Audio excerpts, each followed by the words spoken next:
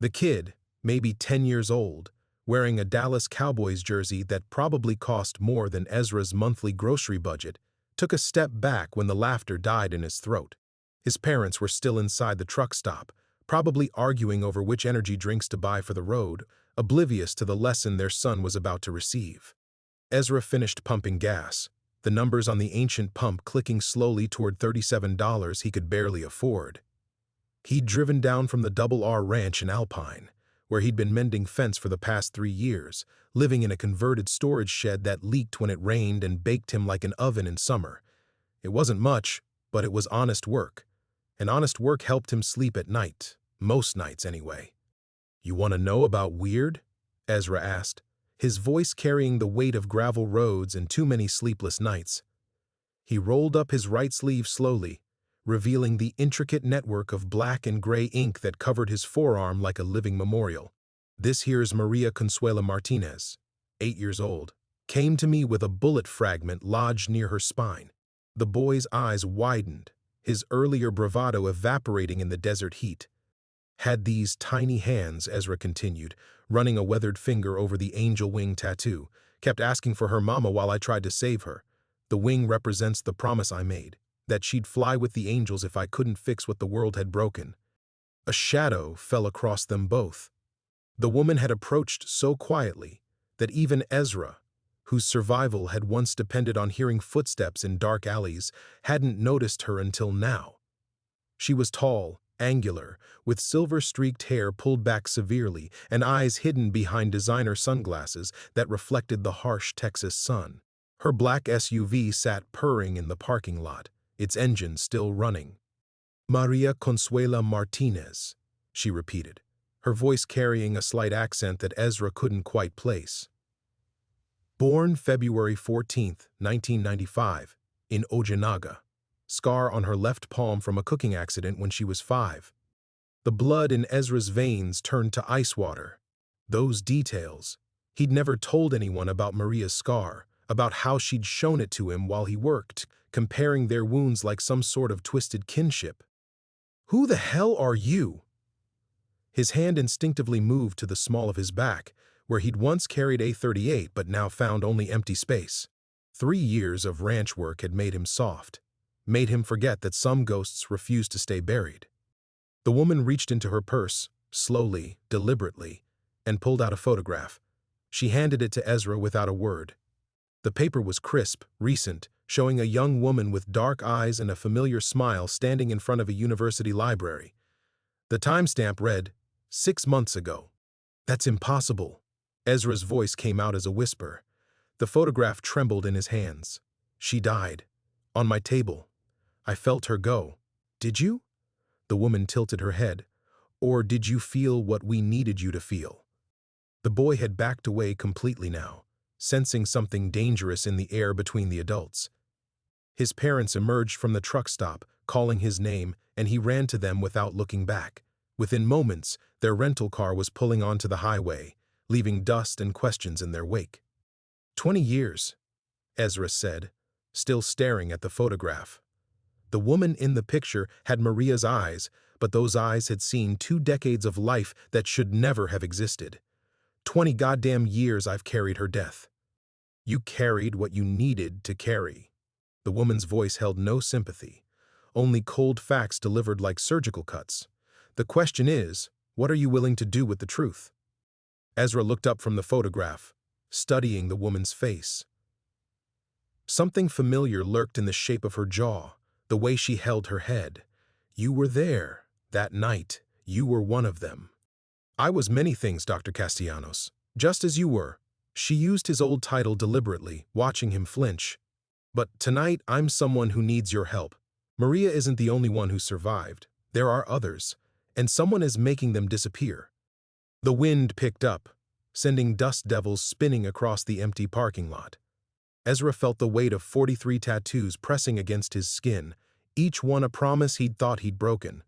If Maria was alive, if any of them were alive, then everything he'd built his guilt on was a lie. "Why now?" he asked. "Why tell me this now?"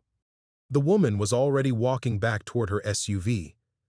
"Because, Dr. Castellanos, The people who've been keeping your patients hidden all these years are starting to clean house. And you're next on their list." She drove away without another word, leaving Ezra alone with a photograph of a ghost and questions that burned hotter than the Texas sun. The photograph felt like fire in Ezra's shirt pocket during the hour-long drive back to the Double R Ranch. Every bump in the road reminded him it was there, pressed against his ribs like a second heartbeat. The woman's black SUV had disappeared into the heat shimmer long ago, but her words echoed in the cab of his rusted Ford pickup, "You're next on their list." The ranch appeared through the mesquite and creosote bush as the sun began its descent toward the Chinati Mountains.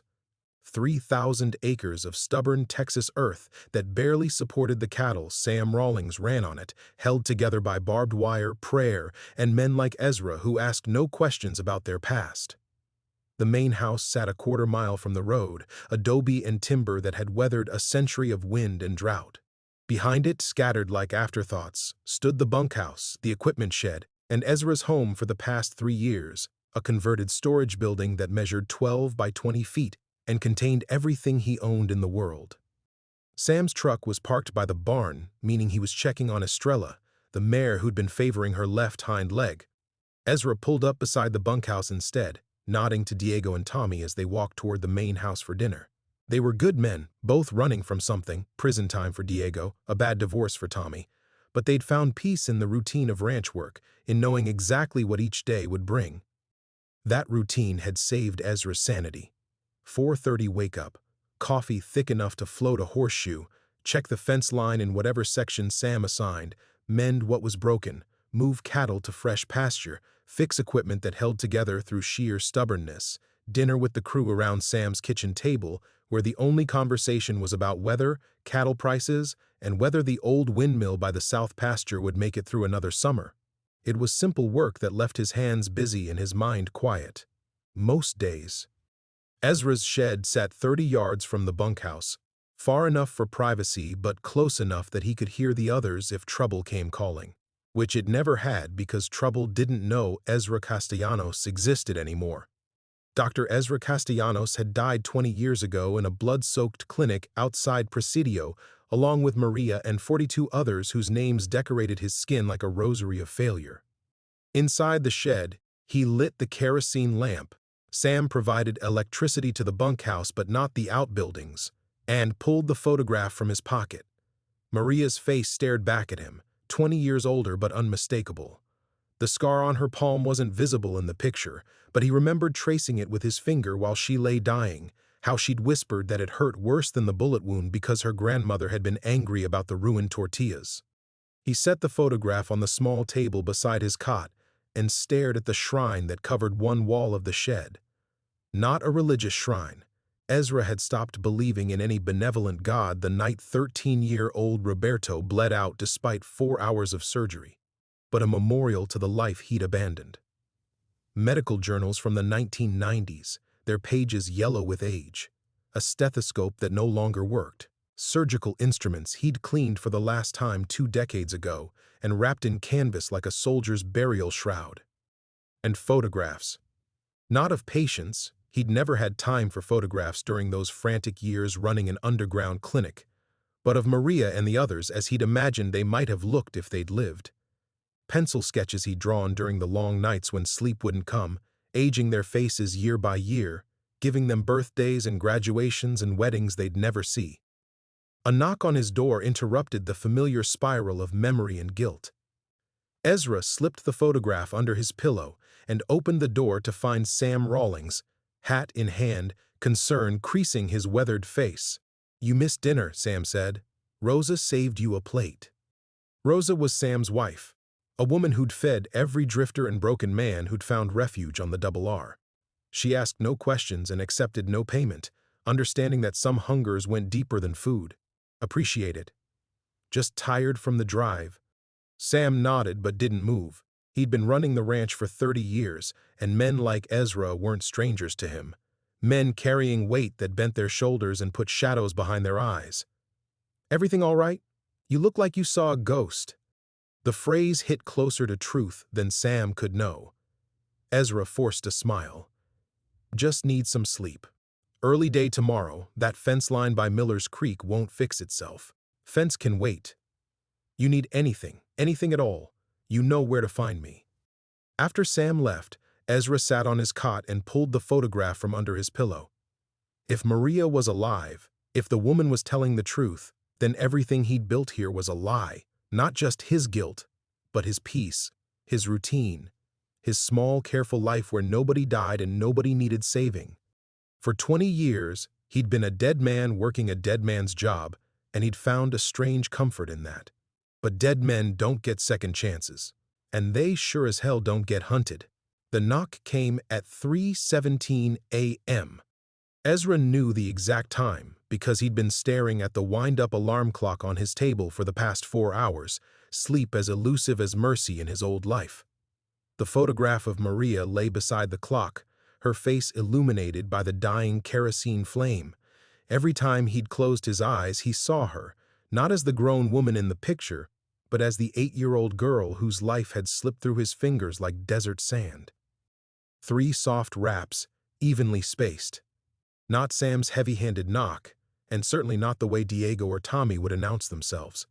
This was careful, deliberate, the kind of knock that preceded either salvation or damnation, and Ezra had learned long ago that the two were often indistinguishable. He rolled off his cot silently, every joint protesting the sudden movement. 3 years of ranch work had kept him stronger than most men his age, but 67 was still 67. And his body carried more than its share of old wounds. The floorboard near the door creaked. He made a mental note to avoid it as he pressed his ear against the thin wood. Dr. Castellanos. The voice was young, female, and spoke his old title with the kind of reverence he hadn't heard in 2 decades. Please, I don't have much time. Ezra's hand froze on the door handle. 3 people in 20 years had called him doctor without mockery or irony. The priest who'd given him last rites after the beating that ended his medical career, Sam Rawlings the day they'd met, and now this stranger in the darkness. He opened the door slowly, keeping his body behind the frame. A young woman stood in the pale starlight, maybe 25, with dark skin and nervous eyes that darted constantly toward the road. She wore jeans and a University of Texas hoodie, looking more like a graduate student than a threat. But Ezra had learned that the most dangerous predators often wore innocent faces. You have me confused with someone else, he said. Maria Consuela Martinez. The woman's voice trembled, but she held his gaze. Born February 14, 1995. You removed a bullet fragment from her spine when she was 8 years old. She told me to find you if anything happened to her. The words hit Ezra like a physical blow. He gripped the doorframe to steady himself, his mind reeling. That's impossible. She died on my table. She told me you'd say that. The woman reached into her pocket slowly, producing a folded piece of paper. She said to give you this if you didn't believe me. Ezra took the paper with shaking hands and unfolded it.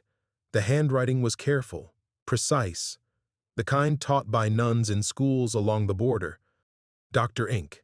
I remember the angel wing you drew on my cast after the surgery. You said every little girl who'd been hurt deserved to know she could still fly. I never forgot that. If someone is reading this to you, it means they've found me, and I need you to find the others before it's too late. The clinic never closed. They just moved it. Maria. Jesus. The word escaped as barely a whisper. Ezra looked up at the young woman, seeing Maria's eyes reflected in her face, the same mixture of strength and vulnerability that had made him fight so hard to save a dying child 20 years ago. Who are you? Carmen Martinez, Maria's sister. She glanced toward the road again, fear tightening her features. The younger sister she thought died in the car accident that brought you both together. The world tilted on its axis. Ezra remembered that night with crystalline clarity. Maria brought to his clinic by men who never gave their names, talking about a family killed by crossfire, a little girl who'd survived only to carry shrapnel in her spine. He'd assumed Maria was alone in the world, an orphan created by the endless violence that fed his underground practice. The accident was staged, Carmen continued. They needed leverage over Maria, needed her to disappear completely. As long as she thought I was dead, She'd stay hidden, stay grateful to the people who'd saved her. Saved her from what? From you. Carmen's voice carried bitter irony. They told her you'd been compromised, that the cartel had discovered your location and you died protecting your patients. She spent 20 years thinking you were a martyr. Ezra's legs felt weak. He'd built his entire existence around 43 failures, 43 souls he couldn't save. But if Maria was alive, if others were alive, then his guilt was a carefully constructed lie, and his self-imposed exile was just another kind of prison. 3 days ago, Maria called me, Carmen said. First time in 20 years. She said she'd learned the truth about what really happened that night, about who really died and who didn't. She was going to find the others, bring them together, expose everything. And now? Now she's missing. Carmen pulled out a cell phone, showing him a text message time-stamped 2 days ago. They know I know. Find Dr. Inc. Trust no one else. Ezra stared at the message, feeling the weight of 43 tattoos pressing against his skin like brands. For 20 years, he'd been a dead man living a dead man's life. But dead men don't get to choose redemption. Living men do. Get inside, he said, stepping back from the door. We need to talk. Carmen stepped inside, her eyes immediately drawn to the medical shrine on the far wall. She moved toward it like a pilgrim approaching an altar, her fingers hovering inches from the surgical instruments without quite touching them. She said you'd kept them, Carmen whispered. Your tools. Maria said you were the kind of man who'd carry his failures with him forever. Failures. Ezra closed the door and turned the deadbolt, a habit from another life that had never left him. Is that what she called them? She called them your children. Carmen picked up one of his pencil sketches, a drawing of a teenage boy he'd imagined Roberto might have become. She said you drew pictures of all of them, aging them year by year like a father who'd lost custody but never stopped loving. The words cut deeper than Ezra expected. He sat heavily on his cot, suddenly feeling every one of his 67 years. If Maria's alive, if she's really alive, then I've been living a lie for 20 years. You've been living the lie they needed you to live. Carmen set the drawing down carefully. Dr. Castellanos, what if I told you that guilt was the point? What if keeping you broken was part of the plan? Ezra's hands found the angel wing tattoo on his forearm, tracing its outline through his shirt. He'd done that thousands of times over the years, a nervous habit that had worn the fabric thin. I don't understand. The clinic didn't close when you left. It expanded.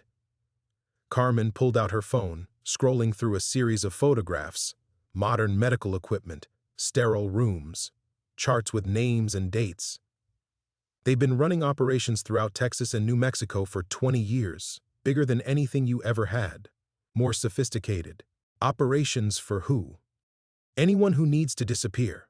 Cartel informants, witnesses, children of people who crossed the wrong families. Carmen's voice grew hard, and when they need leverage to keep those people compliant, they stage deaths, fake medical emergencies, make families think their loved ones died when they were really just relocated.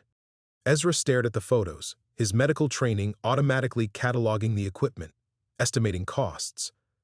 The operation Carmen was describing would require millions of dollars, multiple facilities, dozens of staff. Who's running it? People who learned from watching you. Carmen's eyes met his. People who realized that a doctor's guilt could be the strongest chain of all. The implications crashed over him like a cold wave.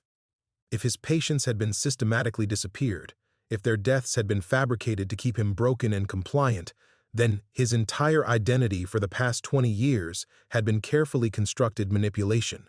The weight of his tattoos, the shrine on his wall, the careful routine of ranch life that kept his demons quiet, all of it built on lies. Why tell me this now?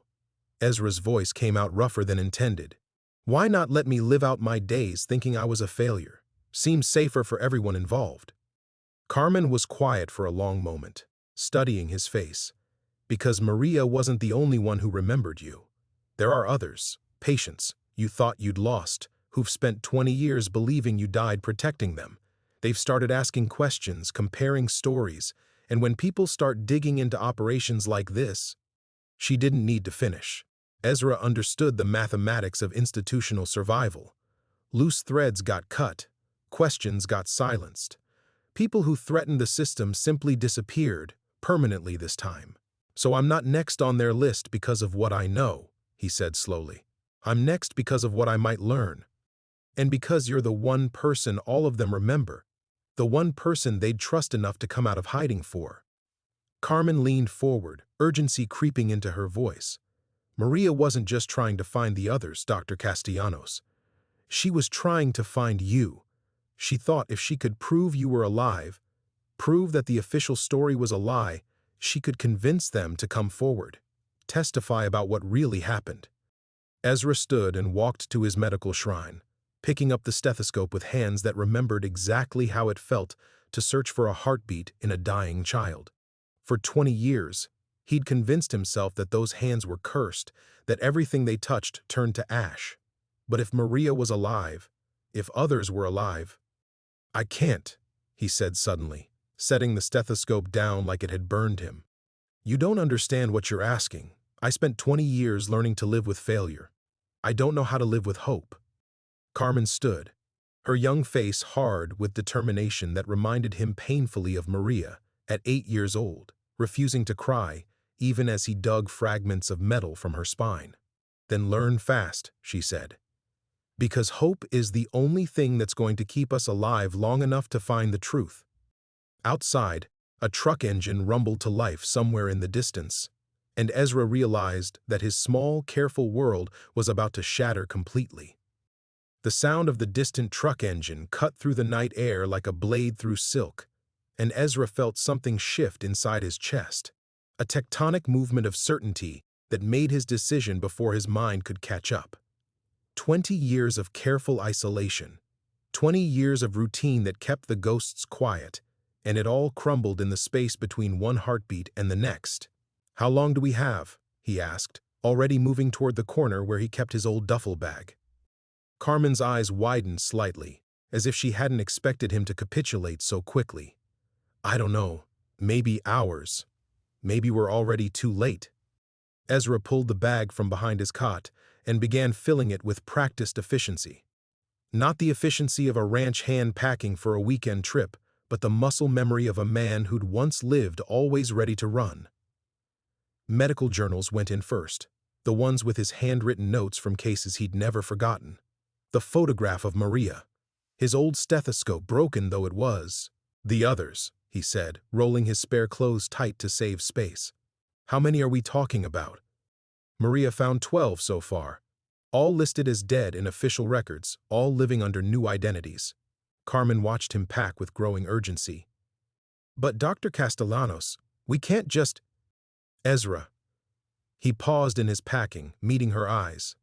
If we're going to do this, if we're really going to try to find them, then I'm not Dr. Castellanos anymore. That man died 20 years ago, remember? I'm just Ezra now. A broken-down cowboy with too many tattoos and not enough sense. Outside, the truck engine was getting closer.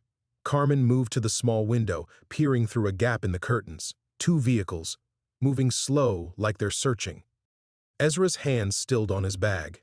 For a moment, he saw himself clearly. A 67-year-old man about to abandon the only peace he'd known in decades to chase shadows and possibilities. Every rational part of his mind screamed that this was suicide, that he should send Carmen away, deny everything, go back to fixing fences and pretending the past was truly dead. But then he looked at his shrine, at the sketches of children who might still be breathing somewhere in the world, and rationality became irrelevant. There's a service road behind the equipment barn, he said, shouldering the duffel bag. Leads to the old Henderson place. Been abandoned for 15 years. We can cut through there, circle back to the main highway. What about your truck? Leave it. Sam will figure I took off. Won't be the first hand to disappear in the middle of the night. Ezra moved to his medical shrine and carefully wrapped the surgical instruments in their canvas shroud, tucking the bundle into his bag. But first, there's something I need to do. He pulled out a piece of paper and a pencil, writing quickly in the dim light. Sam, had to go. Nothing you did wrong. Tell Rosa the enchiladas were worth staying 3 years for. Don't let Diego drink all the good whiskey. It wasn't enough. Not nearly enough to repay 3 years of sanctuary. But it would have to do. Ezra had learned long ago that goodbye was a luxury men like him couldn't afford. Carmen was already at the door, listening to the approaching engines. They've stopped. About a quarter-mile out, maybe less. Ezra blew out the kerosene lamp, plunging the shed into darkness. The familiar space that had been his entire world for 3 years suddenly felt foreign, temporary, like a stage set he'd been borrowing rather than a home he'd made. He touched the angel wing tattoo one last time through his shirt, feeling the raised scar tissue beneath the ink. "Maria really said that?" he asked quietly. "About every hurt little girl deserving to know she could still fly?" Carmen nodded, her face barely visible in the starlight. She said it was the moment she knew she'd survive. Not just the surgery, but everything that came after. Ezra opened the door slowly, scanning the darkness for movement. The night air carried the scent of sage and distant rain, the same smell that had welcomed him to the Double R 3 years ago when he'd been just another broken man looking for a place to disappear. Now he was leaving as something else entirely, not quite the doctor he'd once been, but no longer the ghost he'd become. "If we do this," he said, stepping into the night, "there's no going back. You understand that? Once we start looking for the truth, once we start connecting these people, we're all dead. The real kind of dead this time." Carmen followed him into the darkness, her young face set with Maria's familiar determination. "We're already dead if we don't try. The only question is whether we die as victims or as fighters." Behind them, the shed stood empty except for shadows and the lingering smell of kerosene. Ahead lay 1,000 miles of desert and doubt, 12 impossible reunions, and answers that might destroy them all. Ezra Castellanos stepped into the unknown and didn't look back. Chapter 6, Tests and Allies. The first test came 20 minutes later when they reached the abandoned Henderson place and found they weren't alone. Carmen froze beside him in the shadow of the collapsed barn, her breathing sharp and controlled. Through the broken slats, Ezra could see the glow of a cigarette ember moving in what had once been the farmhouse's front room. Someone was waiting for them, and waiting with the kind of patience that suggested professional training. "Back door," he whispered, but Carmen shook her head. "They'll have that covered, too. This isn't random." Her voice carried a resignation that made Ezra's stomach clench. "I think Maria might have told someone about this place." Before he could ask what she meant, a voice called out from the darkness. Male, older, with the careful pronunciation of someone whose first language wasn't English. "Dr. Castellanos, Miss Martinez, please come inside. We have much to discuss and very little time to waste on games." Ezra's hand went instinctively to the knife on his belt, but Carmen caught his wrist. "Wait," she said. "I know that voice." She stood slowly, hands visible, and stepped into the moonlight streaming through the barn's broken roof. "Dr. Reyes, is that you?" The cigarette ember moved, and footsteps approached the farmhouse porch. "Carmen, mija, you look so much like your sister did at your age. Same stubborn chin." Ezra followed reluctantly, every instinct screaming trap. But as the man stepped into the pale starlight, he saw a face he recognized from another lifetime, Dr. Miguel Reyes, who had run a legitimate clinic in Laredo before the cartels made legitimate medicine impossible. The man had aged hard in the intervening years, his black hair now silver, deep lines carved around eyes that had seen too much. "Miguel." Ezra kept his distance, studying the older man's posture. "Thought you were dead." "We all thought that about each other, didn't we?" Reyes dropped his cigarette and ground it under his boot. Funny how death became the only safe place to hide. Carmen moved between them, tension radiating from her shoulders. Dr. Reyes was Maria's contact, the one who helped her find the others. Was? Ezra caught the past tense like a fishhook to the chest. Reyes's face went grim. "Maria is dead, Ezra, really dead this time. They took her 3 days ago, and what they sent back." He shook his head. "They wanted to make sure we understood the consequences of asking questions." The words hit like bullets, each one finding its mark. Ezra felt his legs go weak, felt 20 years of carefully constructed numbness cracking like ice in the sun. Maria, the one patient he'd saved, the one success story he'd carried like a talisman, was gone. Really gone this time. But she made preparations, Reyes continued quickly. Lists, locations, documentation. She was smart, your Maria. Smart enough to scatter the information where they couldn't find it all at once. Carmen pulled out her phone, scrolling to a text message Ezra hadn't seen before. She sent this to Dr. Reyes the same night she contacted me. If something happens, give him the corpus file. He'll know what it means. Corpus Christi, Ezra said automatically. Summer of 2002, the fishing boat accident. Not an accident. Reyes pulled a manila folder from his jacket, thick with photographs and documents. 7 children brought to your clinic that night, all supposedly dead from drowning. Maria tracked down 4 of them. They're alive, Ezra. Living new lives, new names, but alive. Ezra's hands shook as he opened the folder. The photographs showed faces he remembered, aged by 20 years, but unmistakably the children he'd fought to save that terrible night. Roberto Martinez, now calling himself Robert Martinez, and working as a teacher in San Antonio. Elena Vasquez, who'd become Dr. Helen Vega and ran a free clinic in Austin. Children he'd mourned, children he'd carved into his skin as permanent reminders of his failures, staring back at him from current driver's licenses and professional headshots. This is impossible, he whispered. I saw them die. I pronounced them dead myself. You pronounced them dead because that was the only way to save them, Reyes said gently.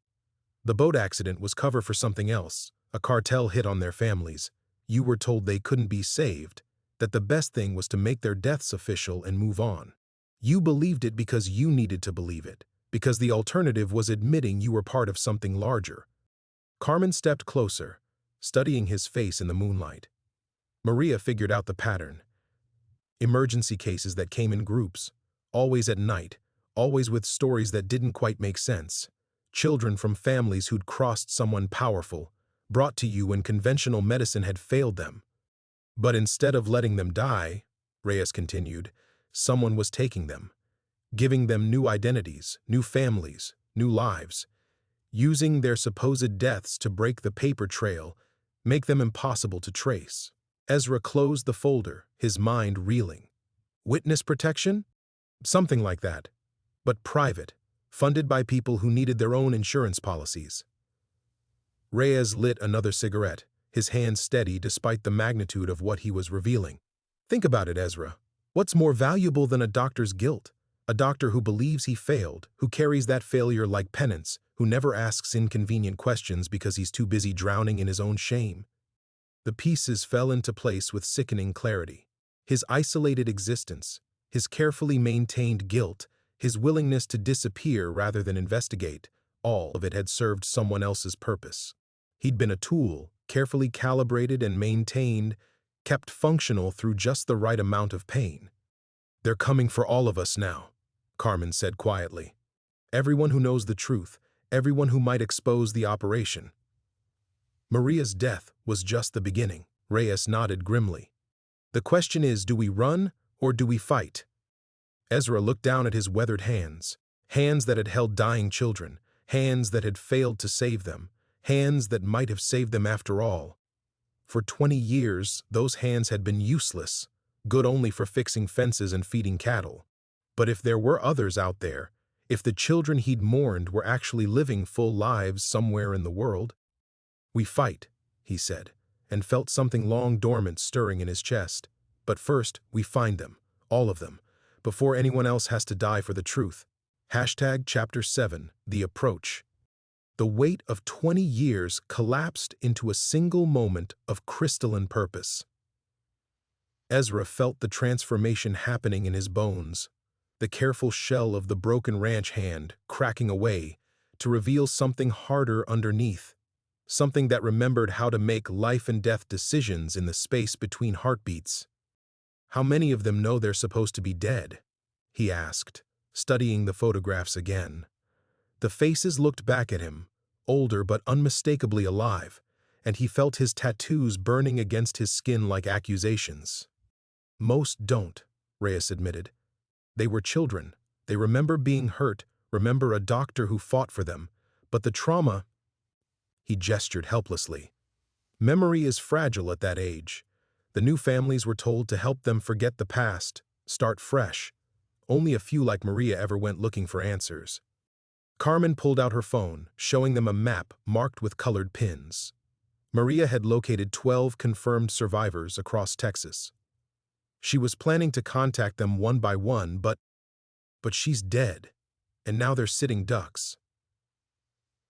Ezra traced the route between pins, his medic's mind automatically calculating distances, travel times, resources needed. How long before whoever killed Maria figures out her network?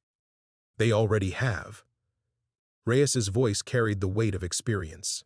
Elena Vasquez, the one who became Dr. Helen Vega, disappeared from her clinic 3 days ago. Roberto Martinez called in sick to work and hasn't been seen since. They're cleaning house, Ezra, systematically eliminating anyone who might expose the truth. The familiar weight of triage settled over Ezra's shoulders like an old coat. Too many patients, not enough time, impossible choices that had to be made anyway. But this time felt different. This time he wasn't trying to save lives, he was trying to resurrect them from graves that had never existed. "We split up," he said, surprising himself with the certainty in his voice. "Cover more ground, move faster than they can react." "Absolutely not." Carmen's response was immediate and sharp.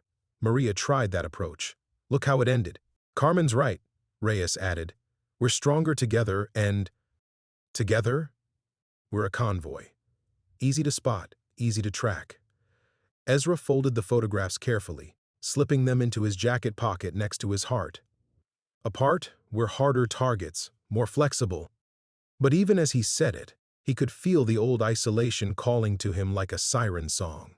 How easy it would be to take his portion of the names and disappear again, to lose himself in the desert and let someone else deal with the impossible mathematics of salvation. The thought shamed him, but it was there nonetheless. 20 years of careful solitude didn't disappear overnight. Carmen must have seen something in his expression because her voice softened. "You're not running away again, are you?" The question hit harder than any accusation could have. Ezra looked at this young woman who carried her sister's face and her sister's stubborn determination, and realized she was asking the same question he'd been asking himself. "I don't know," he said honestly. 20 years ago, I was a doctor. I knew how to fight for people, how to make the hard choices. But that man died in the desert, Carmen. I'm not sure what's left can do what you need him to do. Then maybe it's time to find out." Reyes dropped his cigarette, grinding it under his heel. "Because, like it or not, you're the only one they'll trust.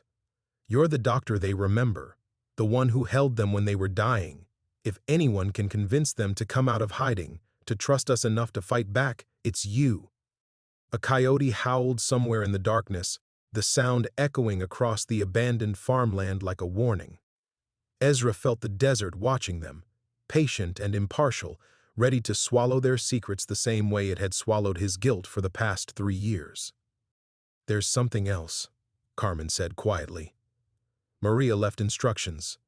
If anything happened to her, she wanted us to contact someone specific first." She pulled a folded paper from her pocket, and Ezra recognized Maria's handwriting immediately, the same careful script she'd used to write thank you notes from her hospital bed 20 years ago. "Find Dr. Sarah Chen in Houston. She remembers everything. She can help you remember too." Sarah Chen. The name hit him like a physical blow. Christ, I thought she was dead too. Another fake death? No. Ezra's voice came out rougher than he intended. She was the one who recruited me for the clinic, the one who convinced me that working off the books was the only way to help the children everyone else had given up on. He paused, memory washing over him like a cold tide. She was also the one who told me all those children had died. Every single one. The implications hung in the air between them, heavy as smoke. If Sarah Chen was alive, if she'd been orchestrating the disappearances all along, then everything Ezra thought he knew about his past was built on lies told by the one person he'd trusted completely. "Houston's 4 hours from here," Reyes said practically. "We could be there by dawn." Ezra nodded slowly, feeling the weight of the approaching confrontation settling into his bones. 20 years of guilt and isolation had led to this moment, a reckoning with the woman who'd shaped his entire understanding of heroism and failure. But as they walked back toward Reyes's truck, he couldn't shake the feeling that they were walking directly into the heart of something much larger and more dangerous than any of them understood. The desert wind picked up, carrying the scent of distant storms, and Ezra touched the angel wing tattoo one last time before stepping into the unknown. Chapter 8, The Ordeal Begins. The drive to Houston passed in a blur of headlights and terrible silence. Ezra sat in the passenger seat of Reyes's truck, watching the Texas landscape roll by in the pre-dawn darkness, each mile carrying him closer to a woman who might be either his salvation or his executioner. His hands trembled against his thighs, and he pressed them flat to stop the shaking. 20 years of carefully maintained distance were about to collapse into a single conversation. "Tell me about her," Carmen said from the back seat, her voice cutting through the engine noise. "This Sarah Chen, what was she like?" Ezra closed his eyes, letting memory wash over him like a fever dream. Brilliant, ruthless when she needed to be, she could perform surgery in a basement with nothing but veterinary supplies and save lives that $5 million trauma centers would have written off.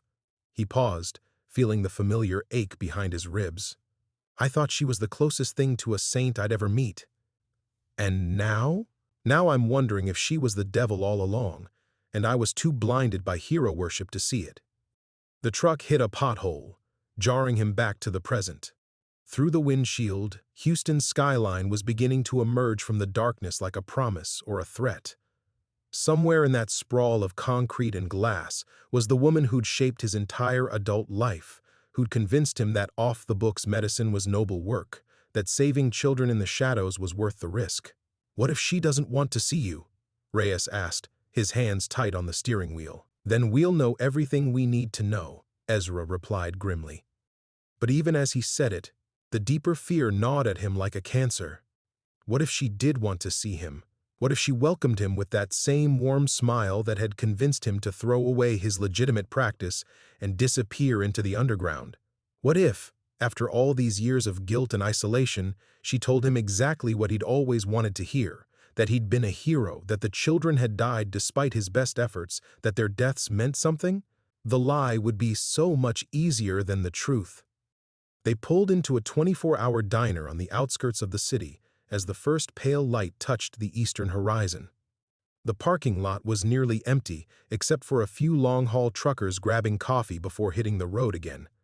Normal people living normal lives, unburdened by the weight of impossible choices and buried secrets.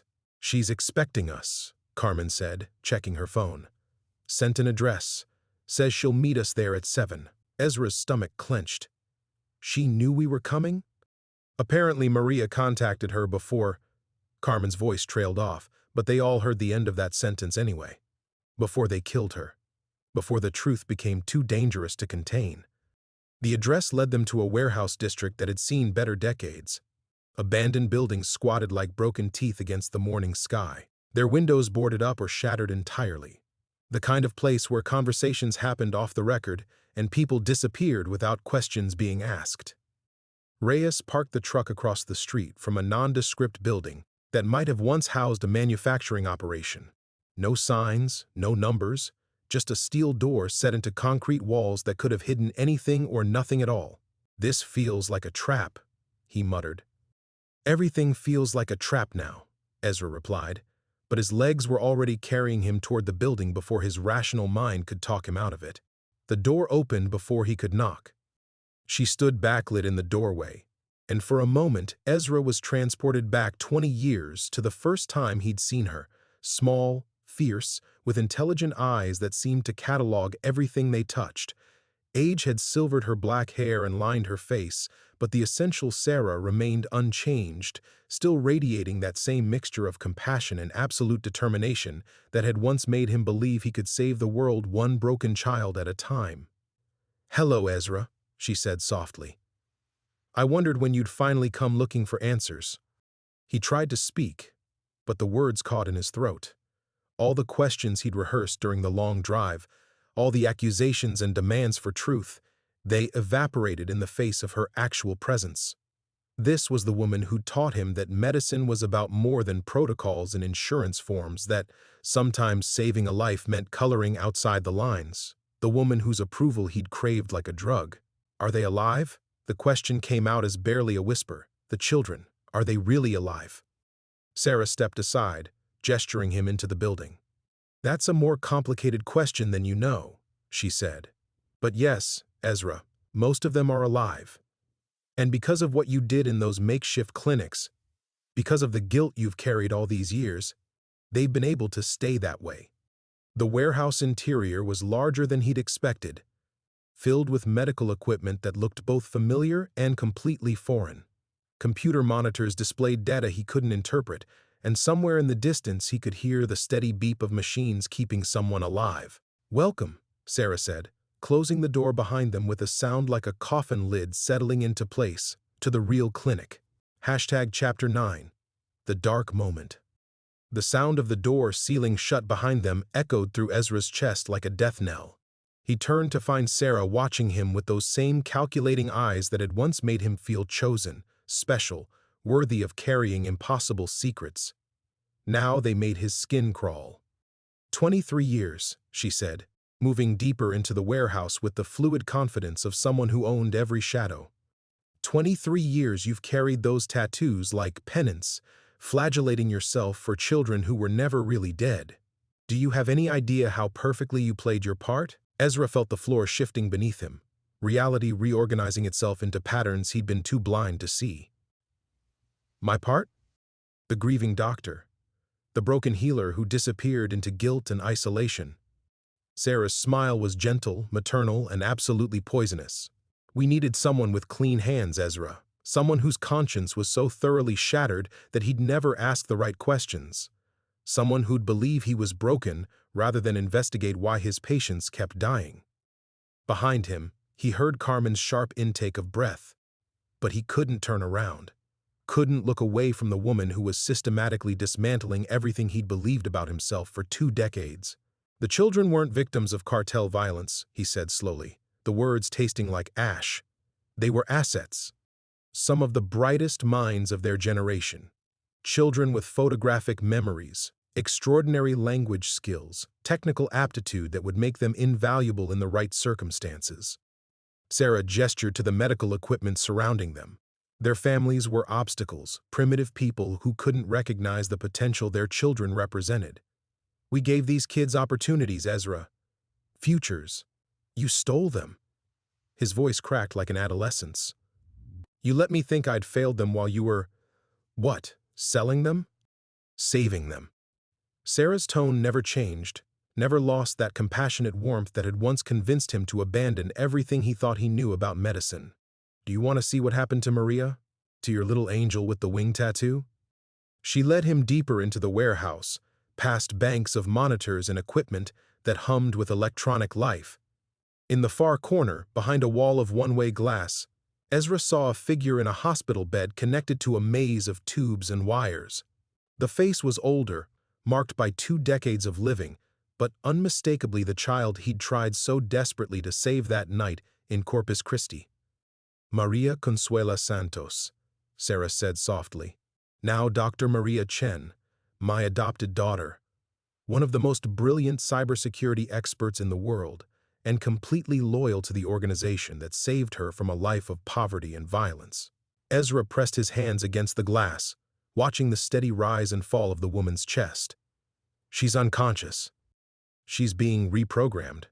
Sarah's reflection joined his in the glass. Poor thing started asking questions, trying to contact her biological past. We had to help her remember where her loyalties belong. The word hit him like a physical blow. Reprogrammed. Not healed, not helped, erased and rebuilt according to someone else's specifications. Carmen, he called over his shoulder, but heard only silence. He spun around to find the warehouse floor empty except for Sarah and himself. No Carmen, no Reyes, no way out through the door they'd entered. They're safe, Sarah assured him, as if reading his panic. For now. secured in another part of the facility while we have our little reunion." Ezra's hands moved instinctively to his tattoos, tracing the names and dates etched into his skin. Each mark suddenly felt like a lie, a symbol of manipulation rather than memorial. "How many others are here?" "All of them eventually find their way back. The programming isn't perfect. Sometimes fragments of their original personality surface, usually triggered by stress or significant life changes. When that happens, we bring them home for adjustment." Sarah moved to a control panel, her fingers dancing across switches with practiced ease. Roberto Martinez developed an inconvenient interest in his pre-adoption medical records. Elena Vasquez started asking her patients about memory recovery therapy. They're both here now, being reminded of their true purpose. The monitors around them flickered to life, showing dozens of hospital beds, dozens of still figures connected to machines that pulsed with the rhythm of artificial dreams. Children he'd mourned, now adults being systematically unmade and rebuilt like defective machinery. "You're insane," he whispered. "I'm practical." Sarah's voice carried no heat, no defensiveness, just the calm certainty of someone explaining basic mathematics. "Do you know what your real function was, Ezra? Not to save children, to validate their deaths. A licensed physician pronouncing them deceased, filing the proper paperwork, making their disappearance official and unquestionable." The truth hit him with crushing finality.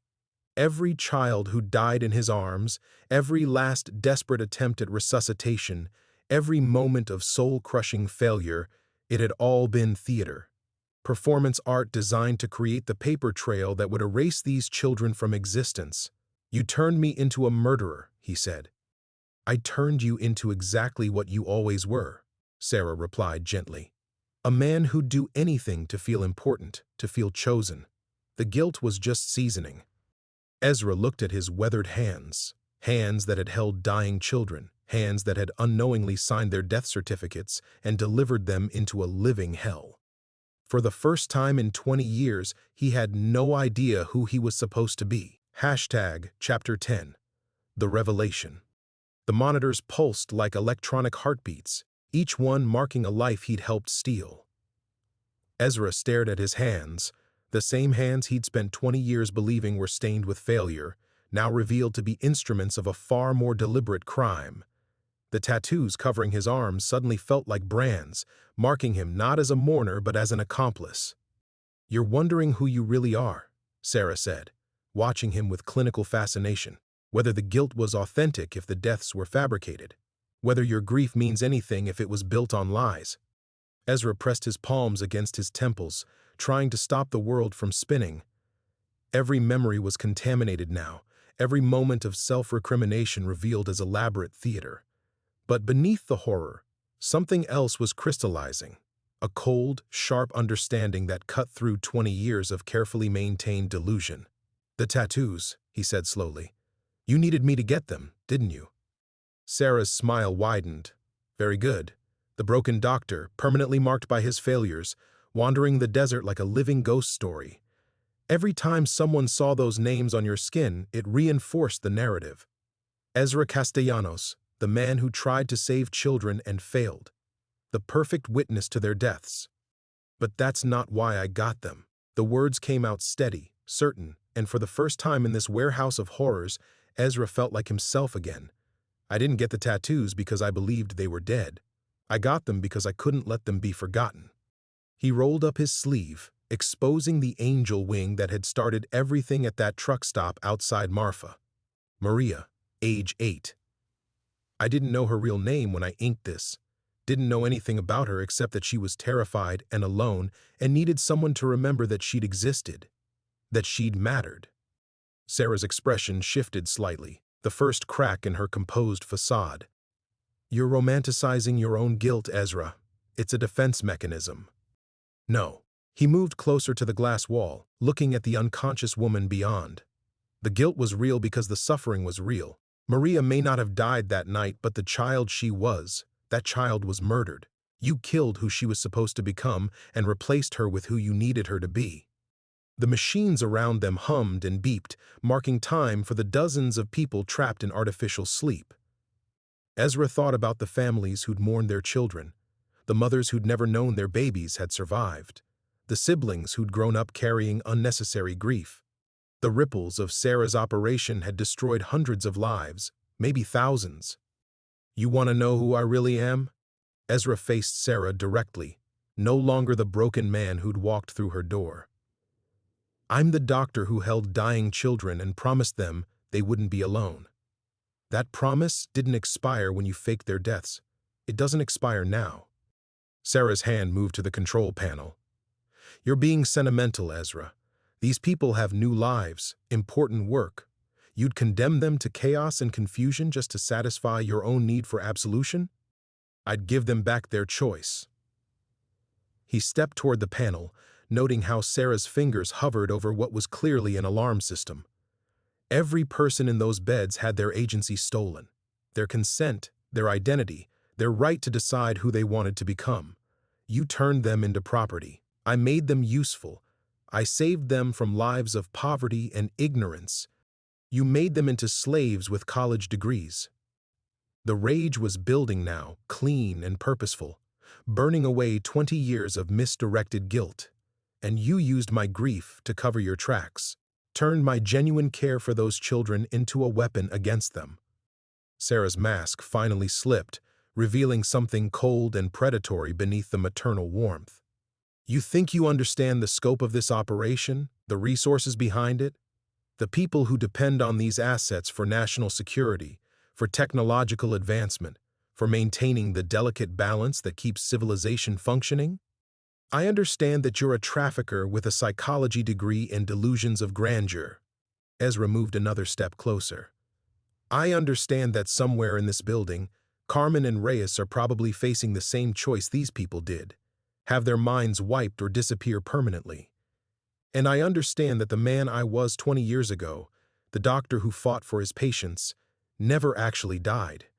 He was just buried under lies." The revelation hit him with crystalline clarity. Sarah hadn't broken him. She'd tried to bury him. The guilt, the isolation, the careful destruction of his identity had all been tools designed to keep him from asking the right questions, from following the logical threads that would lead back to her operation.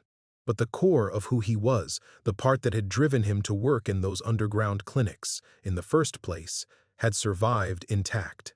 "I'm still their doctor," he said quietly. "And I'm going to wake them up." Sarah's hand slammed down on the alarm button, but instead of the shrieking klaxons Ezra expected, the warehouse filled with the soft hiss of gas vents opening. Emergency lighting bathed everything in hellish red, and Sarah's face twisted into something that had never been maternal at all. "You always were too stubborn for your own good," she said, pulling a respirator from beneath the control panel. "I'd hoped 20 years would have beaten that out of you." Ezra held his breath and dove toward the nearest wall, searching for anything that might serve as a weapon or shield. His lungs burned as the sedative gas swirled around him, but his mind remained sharp, clearer than it had been in decades. The tattoos on his arms seemed to pulse with purpose, each name a reminder of promises he'd never actually broken. Behind him, Sarah's voice carried over the hiss of the vents. "The gas won't kill you, Ezra. Just make you more cooperative. When you wake up, you'll be in a bed just like theirs, and we'll help you remember your true role in all this." The grateful doctor who finally understood the greater good. But Ezra wasn't listening anymore. He was thinking about Carmen and Reyes, somewhere in this maze of stolen lives, probably already unconscious or worse. He was thinking about the dozens of people connected to those machines, their minds being systematically erased and rewritten. Most of all, he was thinking about the 10-year-old boy at that truck stop who'd mocked his tattoos, and how that moment of innocent cruelty had started a chain reaction that led here. His vision began to blur at the edges, but his hands found what they were searching for: a fire axe mounted behind glass on the far wall. The emergency case shattered under his elbow, and suddenly he was armed. "That won't help you," Sarah called, but her voice carried a note of uncertainty now. "The gas will take you down in another 30 seconds, and there are guards throughout the facility. You can't save everyone, Ezra. You never could." "I don't need to save everyone." Ezra's voice came out steadier than he felt, the axe solid and reassuring in his grip. I just need to give them the chance to save themselves. The main power conduit ran along the ceiling like a steel spine, feeding electricity to the machines that kept dozens of victims sedated and helpless. One good swing might not destroy the entire system, but it would sure as hell get someone's attention. Ezra had spent 20 years believing he was broken, that his failure to save those children marked him as fundamentally inadequate. But standing here with poison filling his lungs and the weight of genuine purpose in his hands, he realized Sarah had made a crucial miscalculation. She'd counted on his guilt to keep him isolated and passive, never understanding that the same drive that had sent him into those underground clinics was still burning inside him. He wasn't the broken doctor anymore. He was the man who'd promised dying children they wouldn't face their terror alone, and he'd never broken that promise, not once. Even when he thought they were dead, he'd carried their memory, honored their existence, refused to let them disappear. The axe bit into the conduit with a shower of sparks, and half the monitors went dark immediately. Emergency power kicked in, but it was a fraction of the main system's strength. Throughout the warehouse, machines began beeping frantically as their power sources fluctuated. "You don't understand what you're doing," Sarah screamed over the cacophony of alarms. "These people need careful medical supervision. Without the machines, they wake up." Ezra swung again, severing another cable. "They remember who they were before you got your hands on them. They get to choose." The sedative gas was making his movements clumsy, but purpose drove him forward. Each swing of the axe was a promise kept, a life given back its agency. Behind the one-way glass, he could see Maria beginning to stir as her machines powered down, her eyes fluttering with the first signs of natural sleep in God knew how long. More lights went out, more alarms sounded, and from somewhere deep in the facility, Ezra heard the most beautiful sound in the world, a human voice crying out in confusion and fear and blessed, genuine consciousness. "Help is coming," he whispered, not sure if he was talking to the awakening victims or to himself. "Just hold on a little longer." Sarah was speaking rapidly into a radio now, calling for backup, for medical teams, for someone to stop the crazy old man with the axe. But Ezra could hear other voices joining the first. More people waking up, asking questions, demanding answers. The revolution had begun with a single swing of an axe, and it was spreading through the facility like wildfire. He was still their doctor, and his patients were finally coming home. The sedative gas clawed at Ezra's consciousness, but he fought through the haze with 20 years of accumulated fury driving each swing of the axe. More cables severed, more machines died, and more voices joined the chorus of confusion echoing through the facility's corridors. Behind the glass, Maria was sitting up now, pulling tubes from her arms with the desperate determination of someone reclaiming their own body. "Security to Level B, emergency medical intervention." Sarah's voice cracked as she barked orders into her radio. "Patient revival protocol, immediate sedation required." But Ezra could hear something else beneath her commands. Panic. Real, genuine terror from a woman who'd spent decades in perfect control. Her carefully orchestrated system was collapsing with every sparking cable, every awakening victim, every moment that her stolen assets remembered they were human beings with choices. Heavy footsteps thundered from multiple directions as guards converged on the warehouse. Ezra's legs felt like rubber, the gas finally overwhelming his system, but he managed one more swing at the main power coupling. The facility plunged into emergency lighting, casting everything in blood-red shadows. "There," Sarah pointed as 3 armed men burst through the entrance. "Stop him before he kills them all." The first guard raised his weapon, but hesitated as a woman's voice screamed from somewhere deeper in the building. Then another voice joined it, and another, a growing symphony of people demanding to know where they were, who had done this to them, why they couldn't remember how they'd gotten here. "Ma'am," the guard said uncertainly, "maybe we should—" "Shoot him!" Sarah shrieked, but her order was cut off as the lights flickered back on, not the harsh fluorescence from before, but natural illumination flooding through suddenly opened blast doors. Carmen stood silhouetted in the entrance, Reyes beside her, both very much conscious and very much angry. FBI.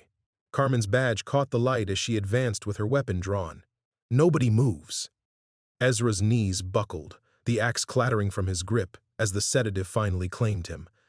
But as his vision tunneled, he saw Sarah's face transform from predatory confidence to the hollow-eyed desperation of someone watching their empire crumble in real time. "You don't understand," Sarah stammered, backing toward the control panel. "These people are dangerous without proper supervision. They've been conditioned for specific roles. They can't just be free?" Carmen's voice carried 20 years of buried fury. "They can't just remember who they were before you stole their childhoods?" The warehouse filled with federal agents, their tactical gear a stark contrast to the medical equipment and hospital beds.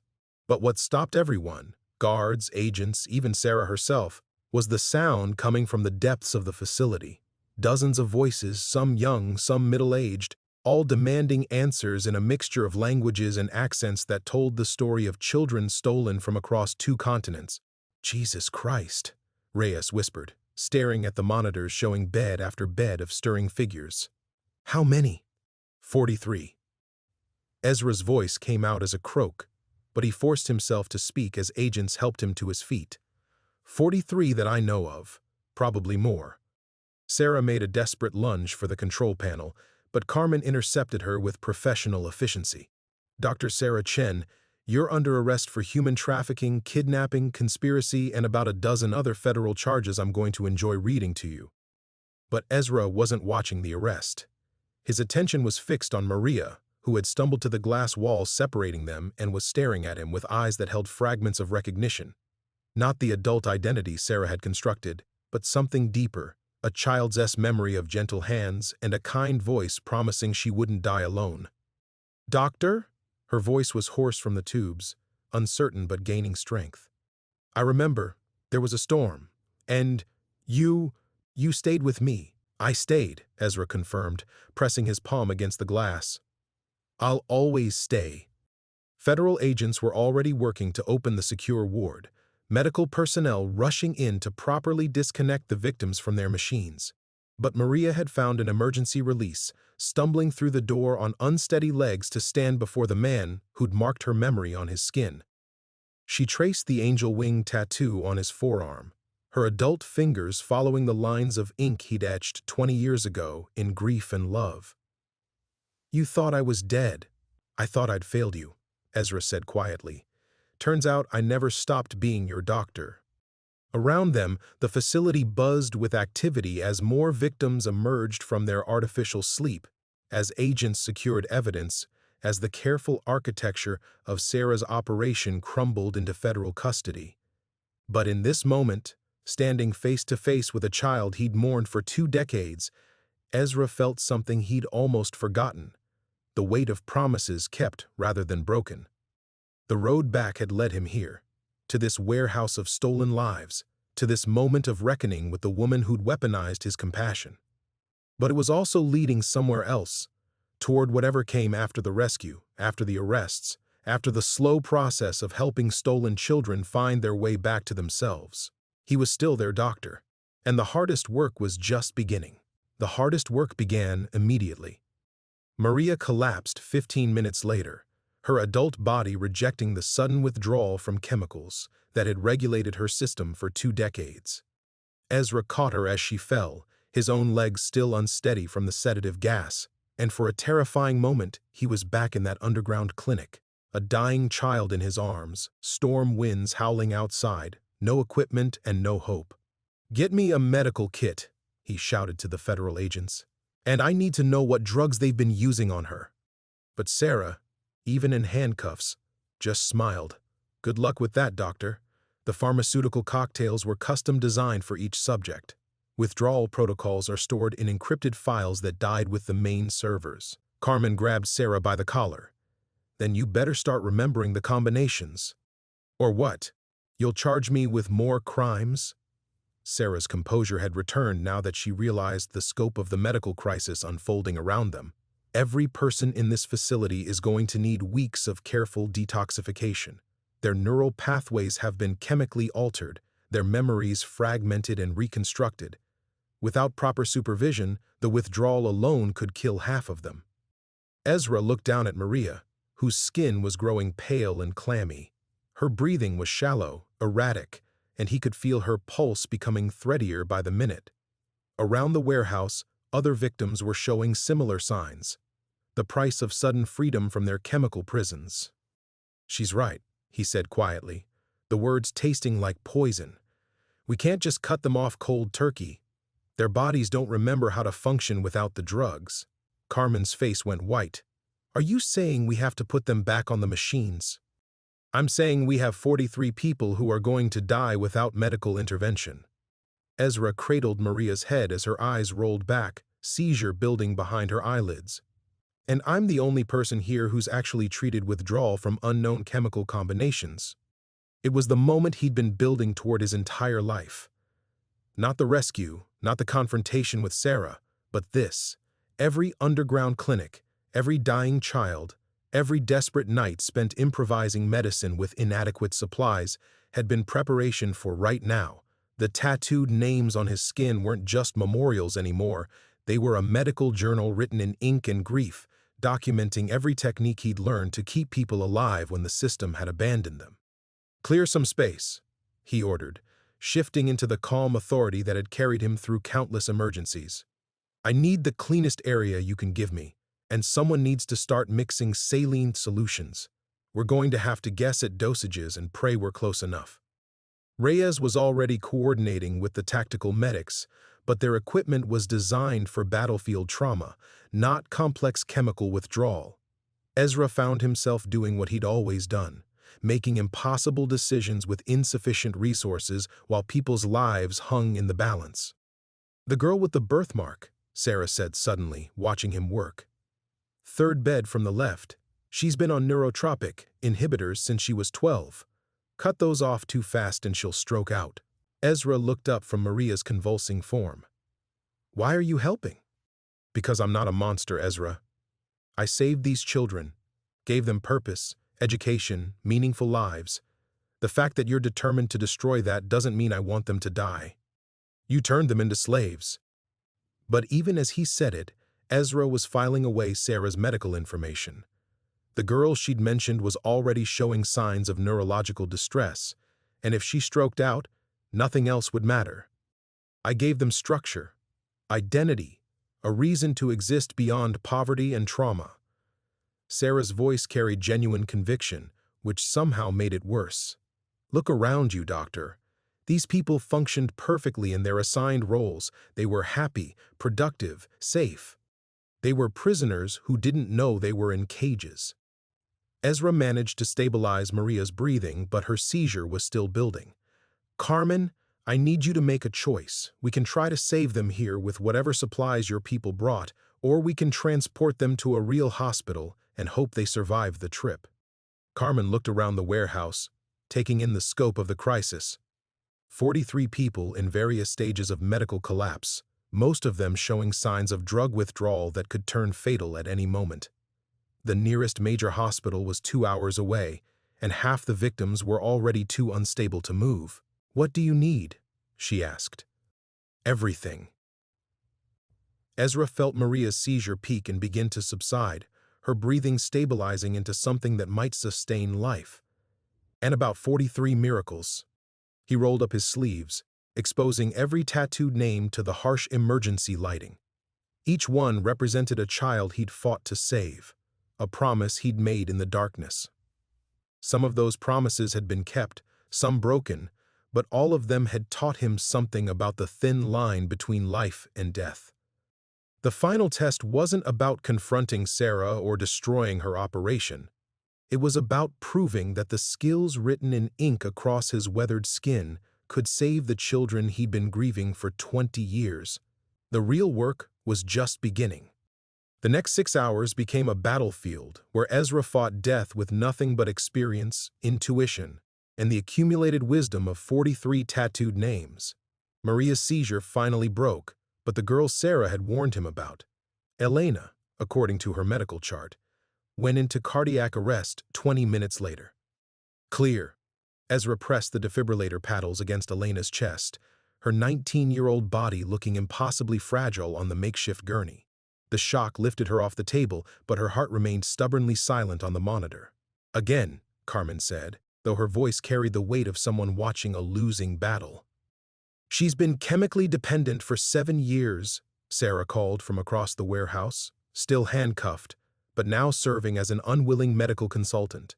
Her autonomic nervous system doesn't remember how to regulate without the inhibitors. Ezra ignored her, focusing on Elena's face instead. Somewhere beneath the adult features, he could see traces of the 12-year-old girl who'd been stolen, the child whose neural pathways had been systematically rewired until she forgot her own name. His fingers found the pulse point at her throat, feeling for any sign of life. Nothing. Then Elena's eyes snapped open, and she grabbed his wrist with surprising strength. "Papa!" she whispered in Spanish, staring at Ezra with the confused terror of someone caught between two realities. "Where's Papa?" "You're safe," Ezra told her, easing her back onto the gurney as her heart monitor resumed its steady beeping. "You're going to be okay." But even as he said it, 3 more victims were showing signs of critical withdrawal. A young man who'd been conditioned as a financial analyst was hallucinating violently, convinced that federal agents were trying to harvest his organs. Twin sisters, probably taken as toddlers, clung to each other while their bodies fought chemical dependencies older than their conscious memories. Ezra moved between them like a ghost, his weathered hands steady despite the exhaustion clawing at his mind. Each crisis demanded split-second decisions based on incomplete information. How much sedative to counteract withdrawal without triggering overdose? Which symptoms indicated genuine medical emergency versus psychological trauma? How many people could he keep alive with improvised equipment and decades-old experience? "You're killing them," Sarah's voice cut through the chaos as another victim, a man in his 30s who'd been taken as a teenager, began convulsing. "This is exactly why controlled environments exist. You can't just rip people away from medical supervision and expect—" "Shut up." Carmen's gun was still holstered, but her hand rested on the grip. "The only reason they need medical supervision is because of what you did to them." Sarah laughed bitterly. "What I did? I saved them from lives of poverty, violence, and meaninglessness. Look at Elena. Do you think she was better off in the cartel-controlled village where I found her? Her father sold her to pay drug debts. The twins were living in a garbage dump in Guatemala City. That man convulsing over there, he was already brain damaged from malnutrition when my people rescued him." "Rescued." Ezra's voice came out flat as he worked to stabilize the convulsing man. "Is that what you call kidnapping children and erasing their minds?" "I gave them new minds, better ones. Educated, purposeful, free from the trauma of their original circumstances." Sarah strained against her handcuffs, genuine passion flickering in her eyes. They had careers, relationships, meaningful work. They were productive members of society instead of victims. "They were your victims." But Ezra's attention was fragmenting as more alarms sounded. The medical crisis was escalating faster than he could manage, each stabilized patient replaced by 2 more in distress. His hands were shaking now, muscle memory warring with physical exhaustion. Then Maria spoke from her bed, voice stronger than it had been in hours. "Doctor, the man by the window. He's not breathing." Ezra spun around to see one of the victims, a young man, maybe 25, lying motionless with blue lips and no chest movement. Respiratory failure. He lunged across the warehouse, pushing through federal agents and medical equipment, his mind already calculating drug interactions and intervention protocols. How long has he been down? Ezra's fingers found the man's throat, checking for a pulse while Carmen cleared his airway. "Maybe 2 minutes," Maria said, struggling to sit up despite her own instability. His breathing just stopped. 2 minutes. Still viable, but barely. Ezra began chest compressions while Carmen squeezed the ambu bag, forcing oxygen into collapsed lungs. The man's ribs flexed under his palms, and Ezra found himself thinking about the tattoo he might add if this didn't work. Another name, another failure, another promise broken. But the man's chest suddenly expanded on its own. his body fighting back toward consciousness. His eyes opened, unfocused but alive, and he whispered something in a language Ezra didn't recognize. "What did he say?" Carmen asked. Maria translated, tears streaming down her face. He said, "Thank you for bringing me home." Around them, the warehouse had become a makeshift hospital where stolen children learned to inhabit their adult bodies again, where federal agents served as nurses, and where a tattooed old cowboy fought the battle he'd been preparing for his entire life. The confrontation with Sarah was over. This was something harder, teaching 43 people how to be human again. The man's gratitude echoed through Ezra's chest like a bell tolling, but there was no time to savor the moment. 3 beds down, alarms were screaming as another victim flatlined. Then another. The warehouse had become a medical hellscape where each life saved seemed to trigger 2 more crises. "I can't do this alone," Ezra admitted, his voice cracking as he rushed between patients.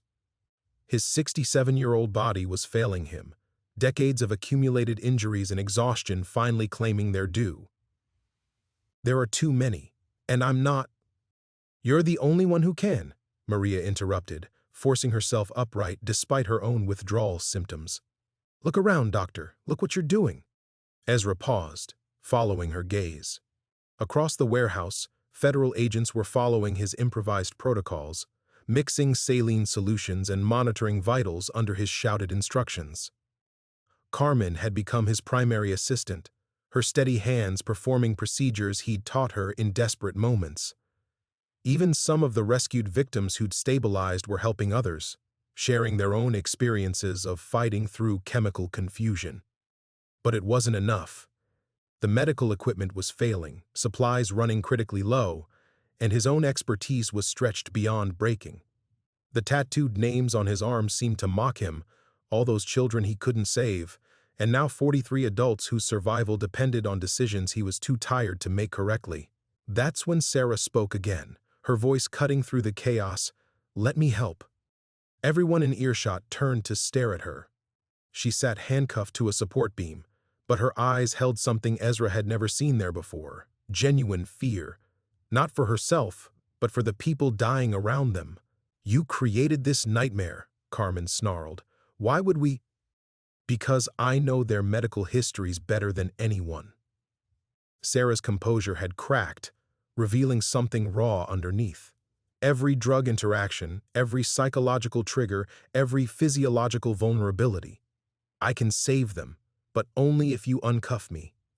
Ezra looked at Maria, whose face had gone pale again, then at Elena, whose heart monitor was showing dangerous irregularities. Around the warehouse, more alarms joined the chorus of medical crisis. "Carmen, she's right. We're going to lose half of them without her expertise. She's the enemy." But Carmen's voice wavered as another victim began convulsing. "She's a doctor." The admission tasted like ashes in Ezra's mouth. Whatever else she is, whatever she's done, right now she's the only person who can keep them alive. The silence stretched for 3 heartbeats. Then Carmen holstered her weapon and reached for the handcuff keys. "One wrong move, and I'll put you down myself." Sarah nodded, rubbing circulation back into her wrists. Understood. Now, the man with respiratory distress, he needs methylprednisolone, 20 milligrams 4 push. Elena requires a beta blocker drip at 0.05 mics per kilogram per minute. And Maria— She paused, looking at the young woman who represented the center of this entire nightmare. Maria needs to choose whether she wants to remember who she was before, or stay who she became. The neural reconstruction can be reversed, but the process will be traumatic. She might not survive it intact.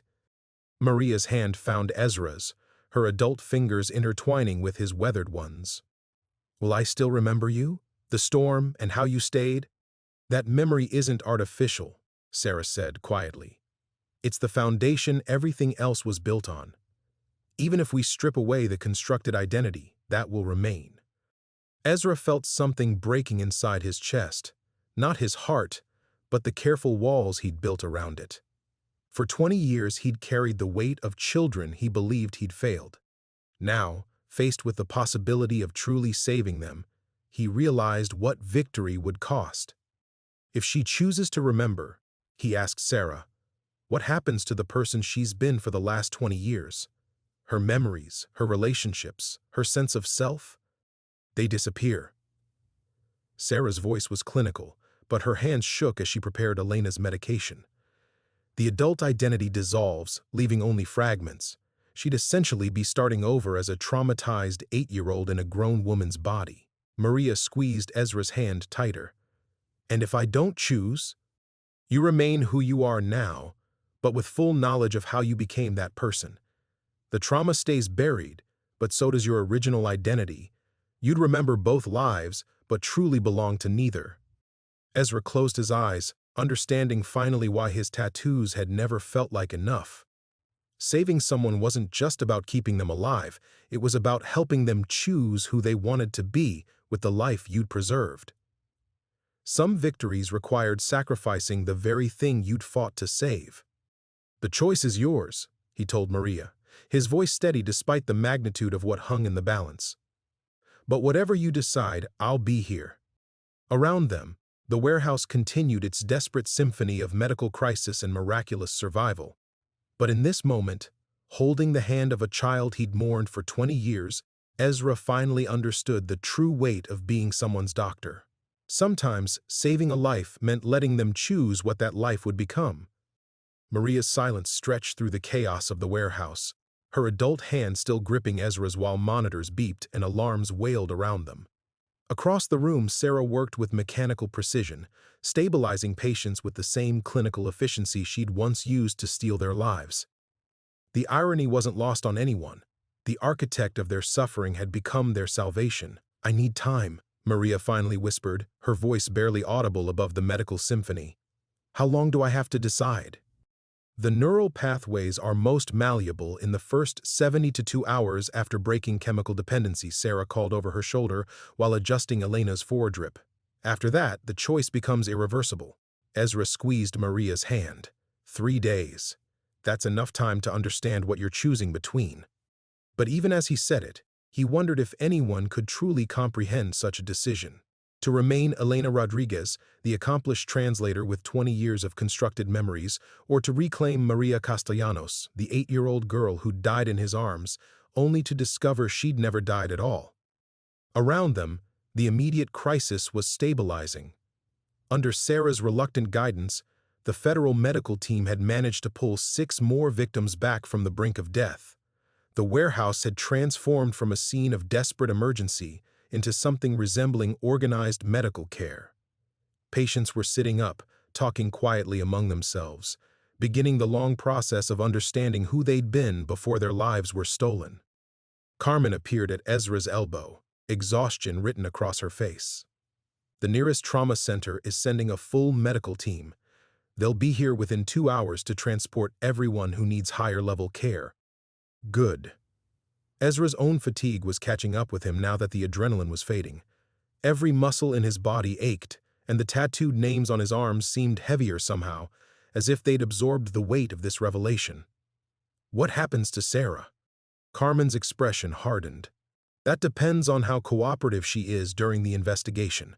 Her operation crossed international borders, involved dozens of victims, and lasted over 2 decades. She's looking at multiple life sentences, even with her medical cooperation today. Sarah must have overheard because she looked up from Elena's bedside, her composure finally cracking completely. I saved them, she said, her voice breaking. Every single one. They would have died in poverty, violence, addiction. I gave them productive lives, education, purpose. You gave them slavery with better decorations, Maria interrupted, her adult voice carrying the authority of someone who'd lived both sides of the equation. I don't remember being 8, but I remember being 25 and feeling empty inside, like I was living someone else's life, because I was. The warehouse fell silent except for the steady beeping of monitors. Sarah stared at Maria for a long moment, then looked down at her hands. I told myself I was saving you, all of you. Maybe I was just saving myself from the guilt of walking away. Maybe, Ezra said quietly. But the children you couldn't save don't get to choose who they become. These 43 do. Over the next hour, as medical teams arrived and began the process of transferring patients to proper hospital facilities, Ezra found himself moving through the warehouse like a guardian angel. He checked on each victim, sharing quiet words of encouragement, answering medical questions, and occasionally just holding someone's hand while they processed the magnitude of their situation. The young man who'd thanked him for bringing him home turned out to be Roberto Sanchez, taken from a Mexican orphanage at age 6 and reconstructed as a financial analyst named Richard Stevens. The twins were originally from Guatemala, kidnapped during a refugee crisis and transformed into American social workers. Each story carried its own weight of loss and possibility. Elena, who might choose to remember being 12-year-old Elena Morales, squeezed Ezra's hand as paramedics prepared her transport. "Doctor, will you visit us? While we figure out who we want to be." "If you want me to," Ezra promised, though he wondered what role a tattooed old cowboy could play in their healing. His skills were emergency medicine and crisis intervention. This would require therapists, psychiatrists, social workers, people trained to rebuild shattered psyches rather than just keep bodies alive. As the last ambulance pulled away, carrying Maria to a secure medical facility where she could make her impossible choice, Ezra found himself alone in the warehouse with Carmen and the lingering echoes of chaos. Sarah had been transferred to federal custody, still protesting that she'd saved them all. "So what now?" Carmen asked, holstering her weapon for what felt like the first time in days. Ezra looked down at his tattooed arms, at the 43 names he'd carried in grief for 20 years. They looked different now, not monuments to failure, but promises that had been kept in ways he'd never imagined. Now we learn the hardest part of saving someone's life, which is letting them decide what to do with it. Outside, Texas dawn was breaking across the desert, painting the sky in shades of possibility and redemption. Chapter 17, The Return. 3 weeks later, Ezra stood outside Sal's diner in Marfa, watching the same dust devils that had been dancing across the desert when this all began. The bell above the door chimed as he entered, and conversations paused just long enough for folks to register his presence before resuming. But something had changed, not in them, but in how he carried himself through their familiar space. "Well, I'll be damned," Sal called from behind the counter, setting down his coffee pot with a grin. "The famous cowboy doctor returns. You gonna tell me what really happened out there, or do I have to keep reading those crazy stories in the papers?" Ezra slid onto his usual stool, noting how the diner's morning crowd had subtly shifted to give him space while pretending not to stare. "Just came back to finish my pie," he said, rolling up his sleeves with deliberate casualness. The tattoos were still there, 43 names in fading ink across weathered skin. But when the 10-year-old boy from 3 weeks ago spotted them from 2 booths over, he didn't mock. Instead, he whispered urgently to his parents, who looked at Ezra with something approaching reverence. "Maria, age 8, the boy read aloud, his voice carrying across the suddenly quiet diner.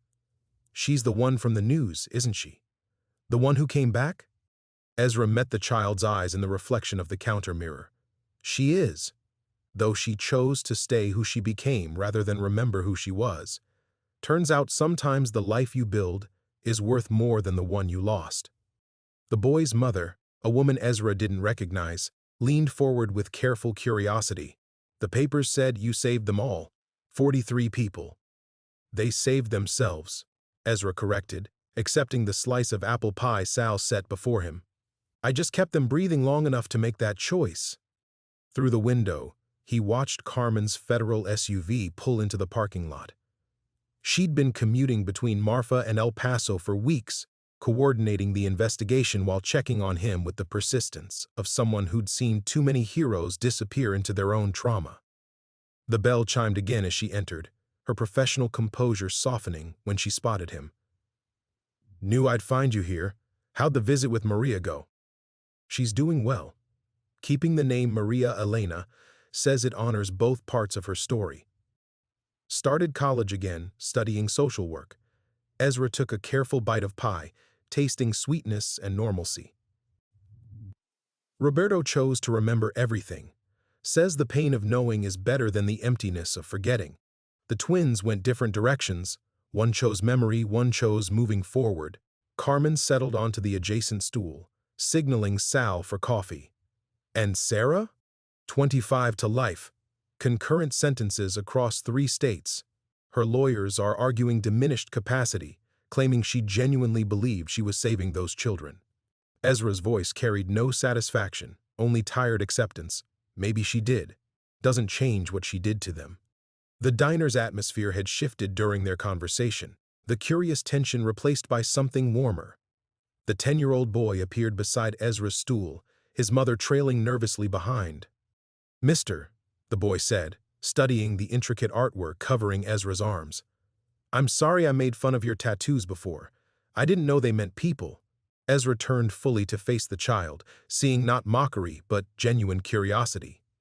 "What's your name, son?" Tyler Morrison." "Well, Tyler Morrison, there's nothing to apologize for. You saw an old man covered in ink and wondered about it. That's what smart kids do, they ask questions." Ezra extended his hand for a shake. "The difference is, now you know that sometimes people carry their promises on the outside where everyone can see them." Tyler's small hand gripped firmly. "Will you tell me about another one?" Ezra glanced at Tyler's mother, who nodded permission, then pointed to a delicate butterfly near his wrist. "Elena Vasquez, age 12. She chose to stay who she became, a translator who helps other kids navigate the legal system. She says she's making sure no one else gets lost between languages. She's helping people like the police lady helps people?" "Exactly like that." Ezra looked up at Carmen, who was watching the exchange with barely concealed emotion. Sometimes the best way to heal from something bad is to make sure it doesn't happen to anyone else. Tyler studied the tattoo with newfound respect, then looked up at Ezra with serious eyes. "When I grow up, I want to help people too. But maybe without the needles." Ezra laughed, the first genuine laughter he'd felt in weeks. Around them, the diner had returned to its normal rhythm, but something fundamental had shifted. He was no longer the mysterious tattooed cowboy hiding from his past, but someone who'd carried his grief openly and discovered it could transform into purpose. As Carmen walked him out to his truck later, she paused beside the driver's door. "You're different. Not just from 3 weeks ago. Different from when I first met you." Ezra looked back at the diner, where Tyler Morrison was probably still talking about tattoos and the promises people carry. "I spent 20 years convinced I'd failed those children.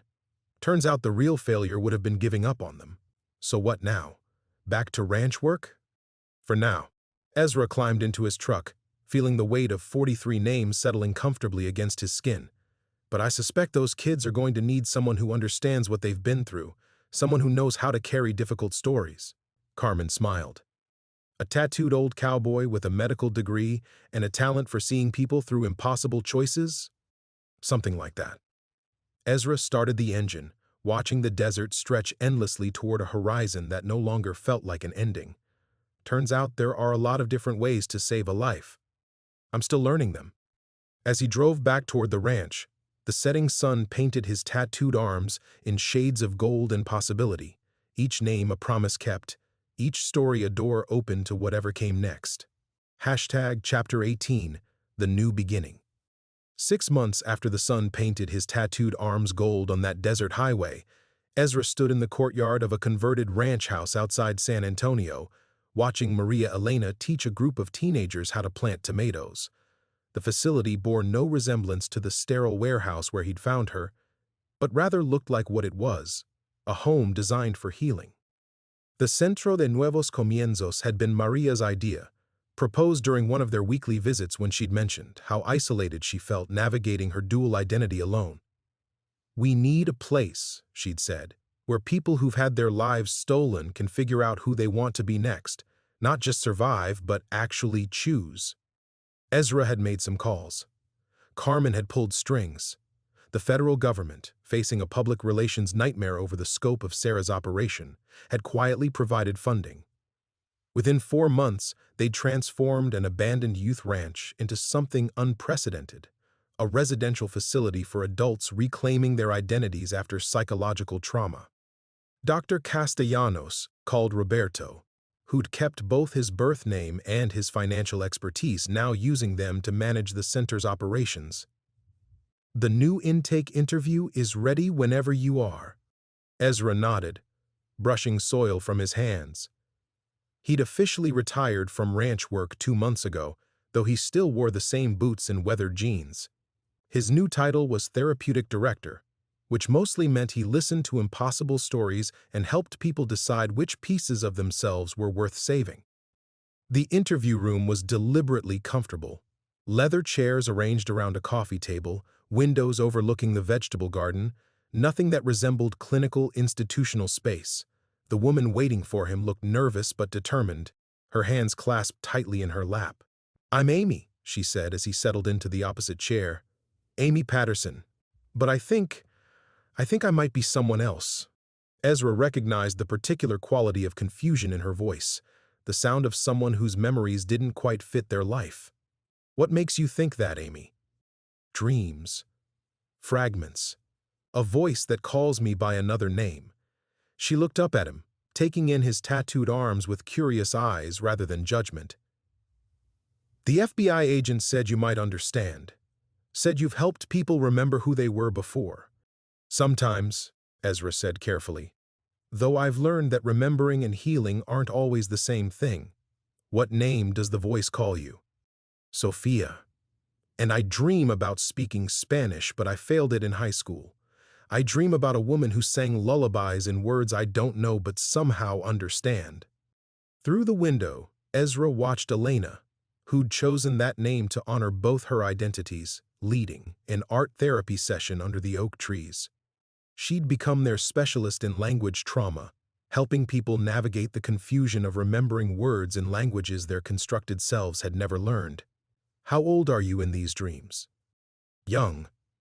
Maybe 7 or 8. There's a man with kind hands who calls Mamija and—" Amy's voice broke.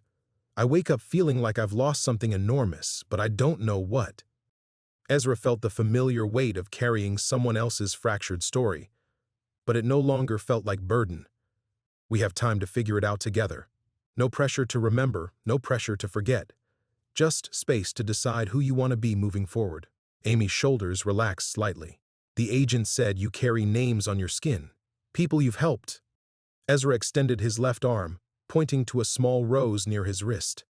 "Sofia Ramirez, age 7. She chose to reclaim her memories 2 months ago. Turns out her father had been searching for her for 15 years. Did it hurt, remembering?" "Yes," Ezra said honestly. But she said the pain of knowing felt more real than the emptiness of forgetting. She lives with him now, relearning Spanish and working through the trauma. Says it feels like coming home to herself." Amy traced the air above the tattoo without touching. "Will I get to meet her?" "If you want to, once you've settled in. We've found that talking to people who've made the choice helps others figure out what they need." Ezra rolled his sleeve down, noting how natural the gesture had become. "But first, let's focus on what you need right now. Food, rest, time to breathe without making any decisions." As evening fell, Ezra found himself on the porch where he'd spent countless hours over the past months, watching residents navigate their healing journeys. Maria Elena joined him, settling into the adjacent rocking chair with the easy familiarity of someone who'd become family. "New intake looks promising," she observed. "She has that same look I remember having, scared but hopeful." "They all do." Ezra watched fireflies begin their nightly dance across the garden. "Still can't believe this place exists." "Mama Sarah was right about one thing," Maria Elena said quietly. "We did need saving, just not the way she thought." Ezra looked down at his hands, noting how the calluses from ranch work were slowly being replaced by different ones. The marks of someone who builds rather than just maintains.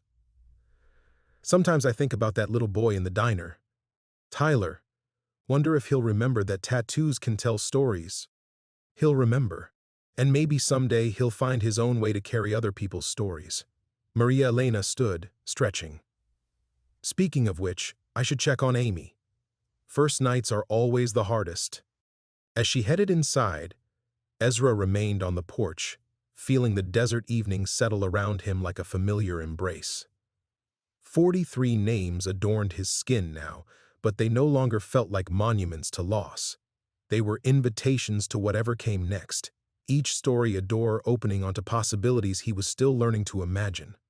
In the distance, a coyote called across the desert, and Ezra smiled, finally understanding that some journeys end exactly where they began, but with travelers transformed enough to see home as a new beginning.